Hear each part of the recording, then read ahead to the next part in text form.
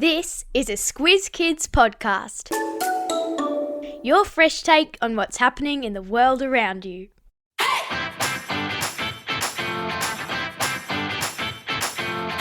Each week we give the world globe a spin and see where we land. Then we take the kids of Australia on an audio excursion to visit that country and its people.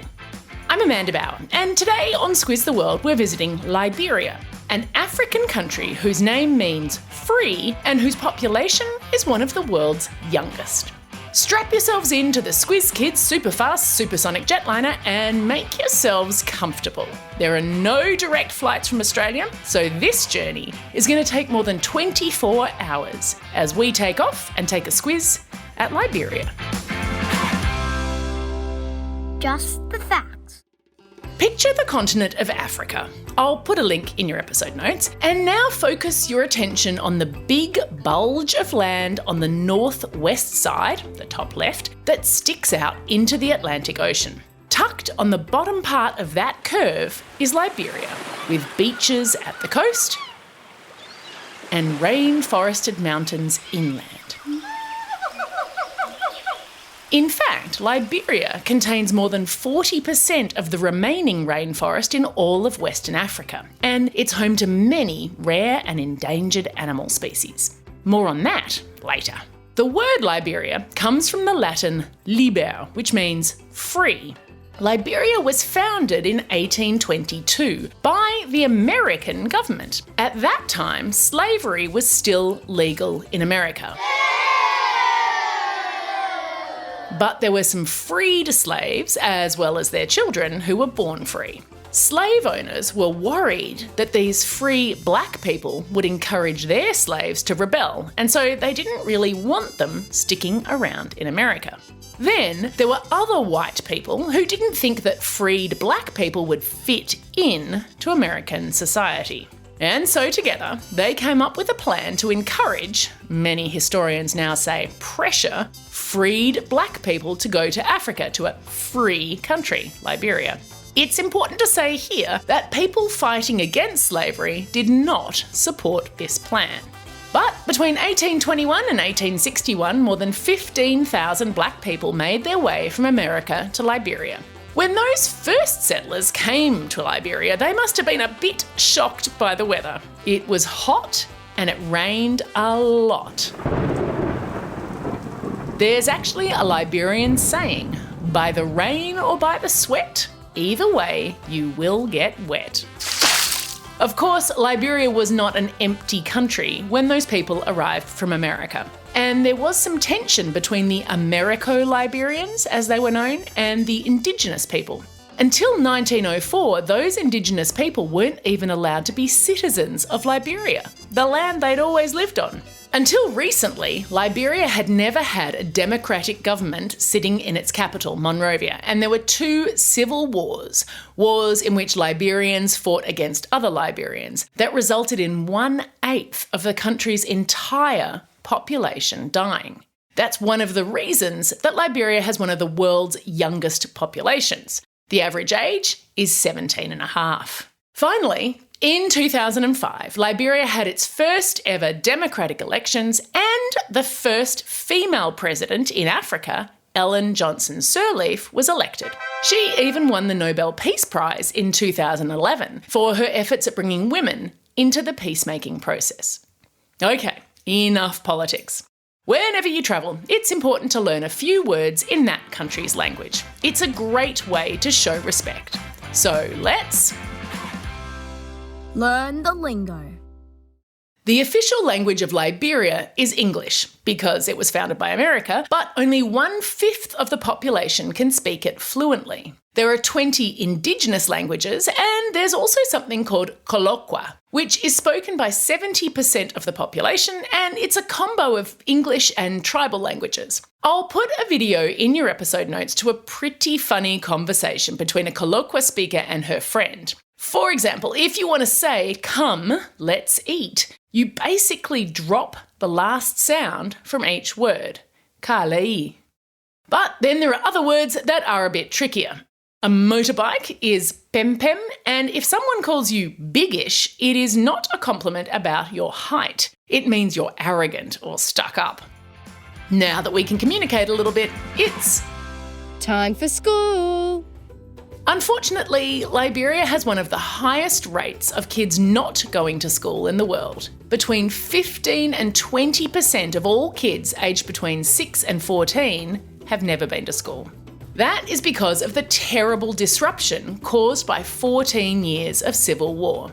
Up until there was a peace agreement in 2003, almost all schools were closed and more than half of all school buildings were terribly damaged. Here's something super unusual about school in Liberia. When kids do measurement in maths, they are working in feet and inches and ounces and pounds, which, believe me, is way harder than metres and kilometres, grams and kilograms. I mean, how many metres in a kilometre? 1,000. How many grams in a kilogram? 1,000. Kilo means 1,000. But how many inches do you think there are in a foot? 12. How many ounces are there in a pound? 16. It doesn't get any easier from there, believe me. Liberia is one of only 3 countries in the world not to use the metric system in their schools. The others are America and Myanmar. Okay, I promised we'd talk more about the Liberian rainforest, which contains some incredible creatures. Believe it or not.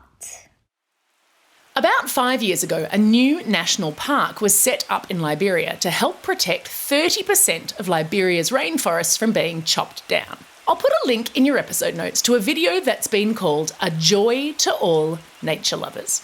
It's made up of clips of footage taken from 500 different hidden cameras placed in that park, Grebo Khan National Park, for 8 months. It's just 7 minutes of highlights, and there you can see 23 different animal species, many of them endangered, going about their business when there are no humans around. As much as I loved seeing the western chimpanzees and monkeys, I was a little embarrassed to realise that there are animals on the video that I'd never heard of before. There's the bongo, which is not a type of drum, but a type of forest antelope. It's a reddish-brown animal that has between 10 and 15 white vertical stripes on its coat. Now, experts believe that the bongos use those stripes to identify each other. Then there's the African civet, which is often mistaken for a cat, but actually is a different kind of nocturnal mammal. And get this, both male and female civets produce a substance from the glands near their bums that, when diluted, apparently smells amazing. I'm serious. It's used in perfume all the time, and it costs more than $500 a kilo. There's a whole industry made up of people who scrape secretions from the civets so that they don't have to kill them to get it. Now, there's a job I never knew existed. Ugh. There are tons of other animals to see and learn about in Liberia, so make sure you watch that video when you have some spare time to search and learn more about them. Okay, I've learned a ton about Liberia and now I am starving. I think it might be Dinner time. Before it was called Liberia, the area was known as the Pepper Coast. That's peppers as in chilies, not the black stuff that goes with salt. Portuguese explorers called this area the Pepper Coast because there were so many Melageta chilies growing there. And not surprisingly, because people tend to eat what grows in their environment, Liberians love spicy food. It's even said that parents put small pieces of chili in their kids' noses and mouths to help them build up a tolerance to spice. Yikes! The national dish of Liberia is a spicy soup that is flavoured with fresh prawns and chunks of meat and has a kind of dumpling in it that's made from cassava. That's a root vegetable that's really common in West Africa. I've put a recipe link in your episode notes, and it does give you some alternatives if you can't find cassava at your local shops. Now, the name of this national dish made me laugh out loud when I first saw it. It's called Dumb Boy, but it's got nothing to do with a silly boy. The name comes from the Bassa language. Boy means cassava and door means mortar, the thing that you grind the cassava in. But it could be really fun to tell your friends that you ate a dumb boy. Time for the quiz. This is the part of the podcast where you get to test how well you've been listening. Question number 1. What does the word Liberia mean? That's right, it means free. Question number 2. If you have a spare $500 and you want to smell nice, you might buy the secretions of which animal? Good job if you remember this one, the civet. And question number 3. Which measurement units do Australians use instead of ounces first and then pounds? Yep, that's right, grams and kilograms. That's all we have time for today. Thanks for staying curious about the world and joining me on this incredible trip to Liberia. Now get out there and have a most excellent day. Over and out.